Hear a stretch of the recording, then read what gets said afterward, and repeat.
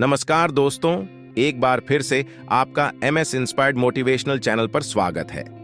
दोस्तों, आज के इस इंटरेस्टिंग और लाइफ चेंजिंग कहानी के माध्यम से हम जानेंगे कि हम बुद्धिमान और इंटेलिजेंट कैसे बने और बुद्धिमान किसे कहते हैं। दोस्तों, अगर आप बुद्धिमान कैसे बने इस कहानी को अंत तक ध्यान से सुनते हैं तो आपको पता चल जाएगा कि बुद्धिमान कैसे बने और बुद्धिमान किसे कहते हैं। तो बिना समय को बर्बाद किए चलिए शुरू करते हैं। दोस्तों, एक बुद्धिमान व्यक्ति कभी नहीं कहेगा कि वह बुद्धिमान है, इसलिए नहीं कि ऐसा कहने से उसकी बुद्धिमत्ता कम हो जाएगी, बल्कि इसलिए क्योंकि वह ऐसा कहने की व्यर्थता को देख पाता है। दोस्तों, गौतम बुद्ध के जीवन से जुड़ी हुई एक छोटी सी कहानी जो आपको बताएगी कि वास्तव में बुद्धिमान कौन है। एक नगर में एक लड़का रहा करता था और उसका दिमाग बहुत तेज था और उसकी खासियत यह थी कि वह किसी भी चीज को बड़ी जल्दी और आसानी से सीख लेता था। जहां अन्य लोगों को किसी काम को सीखने में महीने या वर्ष लगते थे, वहीं पर इस लड़के को उसी काम को सीखने में कुछ दिन लगते थे। उसकी ख्याति दूर दूर तक फैल गई थी और कहा जाने लगा था कि उस व्यक्ति के जितना बुद्धिमान कोई नहीं है। परंतु वह व्यक्ति तो जानता था कि वह भीतर से क्या है।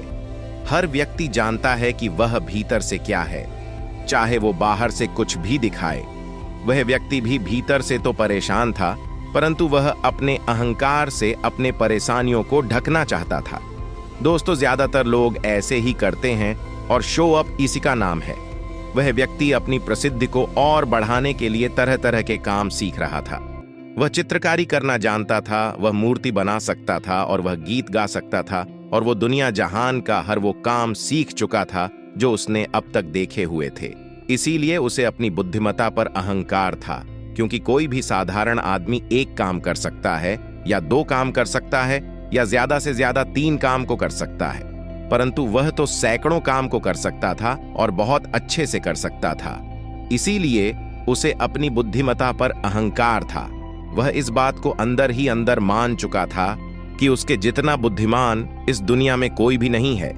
फिर एक दिन उसका सामना गौतम बुद्ध से होता है। उसे पहली बार एक ऐसा व्यक्ति दिखता है जिससे उसे ईर्ष्या होती है। अब तक उसने ऐसे लोग देखे हुए थे जो उससे ईर्ष्या करते थे, और जहां ईर्ष्या होती है वहां तुलना का होना निश्चित है। वह व्यक्ति अपनी तुलना गौतम बुद्ध के साथ करना शुरू कर देता है। वह देखता है कि बुद्ध के पास तो एक भिक्षा का कटोरा है और लेकिन उसके पास धन की कोई भी कमी नहीं है। बुद्ध के वस्त्र तो साधारण से थे, परंतु उसके वस्त्र बहुत कीमती है। बुद्ध तो जमीन पर नंगे पैर चलते हैं, परंतु वह नंगे पैर नहीं चलता। इसी तरह से वो आदमी सैकड़ों चीजों से अपनी तुलना गौतम बुद्ध के साथ करने लगता है, परंतु हर तुलना के बाद भी वह पाता है कि उसकी ईर्ष्या बुद्ध के प्रति 1% भी कम नहीं होती। वह व्यक्ति मन ही मन सोचता है कि मैं इस भिक्षु से अपनी तुलना क्यों कर रहा हूं, जबकि मेरा जीवन इससे 100 गुना बेहतर है। लोग भी बुद्ध का सम्मान कर रहे हैं। आखिर इसके भीतर ऐसा क्या है जो मुझ में नहीं है और जिसके कारण मेरे भीतर इसके प्रति ईर्ष्या है। बहुत देर अपने मन में उलझे रहने के बाद वह व्यक्ति तय करता है कि वह बुद्ध के पास जाएगा और उनसे पूछेगा कि उनकी उपलब्धि क्या है। वह व्यक्ति अपने सेवकों के साथ बुद्ध के पास जाता है और उनसे कहता है कि मैं इस इलाके का सबसे बुद्धिमान व्यक्ति हूं और आप अपने आसपास जो भी देख रहे हैं मैं वो सब करना जानता हूं। किसी भी कार्य को सीखने में मुझे बहुत ही कम समय लगता है। सभी लोग मेरा सम्मान करते हैं, परंतु इस सब के बाद भी मेरे भीतर आपके लिए ईर्ष्या है। मैं यह जानना चाहता हूं कि आपकी उपलब्धि क्या है। ये सब लोग आपका आदर सम्मान क्यों कर रहे हैं। उसके बाद बुद्ध कहते हैं कि वैसे तो मेरी कोई उपलब्धि नहीं है, परंतु तुम कह सकते हो कि मेरी एक उपलब्धि है। वह व्यक्ति पूछता है कि क्या मैं जान सकता हूं। तो फिर उसके बुद्ध कहते हैं कि मेरी एक उपलब्धि है कि मैं सभी उपलब्धियों को छोड़ चुका हूं। वह व्यक्ति बुद्ध से पूछता है कि मतलब मैं कुछ समझा नहीं। बुद्ध उस व्यक्ति से कहते हैं कि क्या तुम्हें प्रशंसा अच्छी लगती है। वह व्यक्ति कहता है कि प्रशंसा तो सभी को अच्छी लगती है।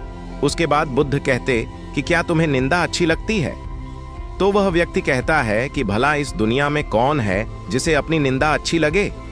उसके बाद बुद्ध कहते हैं कि जो तुम्हें अच्छा लगता है और जो तुम्हें बुरा लगता है, मैं इन दोनों से भी ऊपर उठ चुका हूं।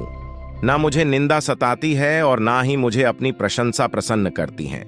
बस यही अंतर है तुम में और मुझ में। और उसके बाद वह व्यक्ति बुद्ध से कहता है कि परंतु यह कैसे संभव है। बुद्ध मुस्कुराते हैं और उस व्यक्ति से कहते हैं कि तुमने सैकड़ों काम सीखे, लेकिन एक सबसे जरूरी काम को तुम सीखना भूल गए। वह व्यक्ति बुद्ध से पूछता है कि कौन सा काम बुद्ध? बुद्ध कहते हैं कि अपने मन को नियंत्रण करना। क्या तुम्हें आता है? बुद्ध की वह बात सुन वह व्यक्ति समझ जाता है कि ईर्ष्या का यही कारण था। उसके बाद बुद्ध कहते हैं कि जिस व्यक्ति ने सारा जगत को जीत लिया लेकिन अपने मन को नहीं जीता, उसने कुछ भी नहीं जीता।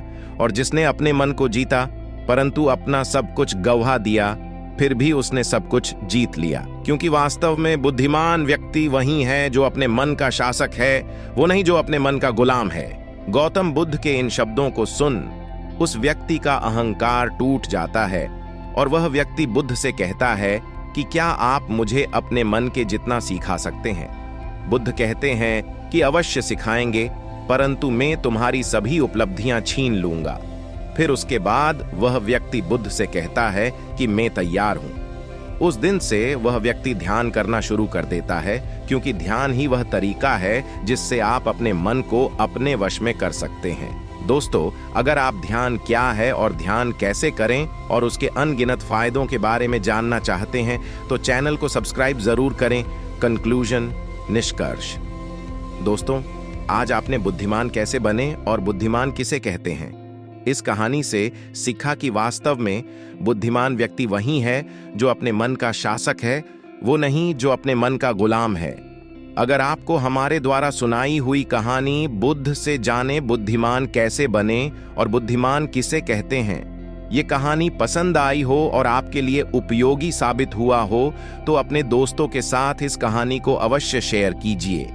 दोस्तों, आज के इस बुद्धिमान कैसे बने कहानी में सिर्फ इतना ही, फिर मिलेंगे ऐसे ही एक लाइफ चेंजिंग कहानी के साथ। तब तक के लिए आप जहां भी रहिए खुश रहिए और खुशियां बांटते रहिए। आपका बहुमूल्य समय देने के लिए धन्यवाद।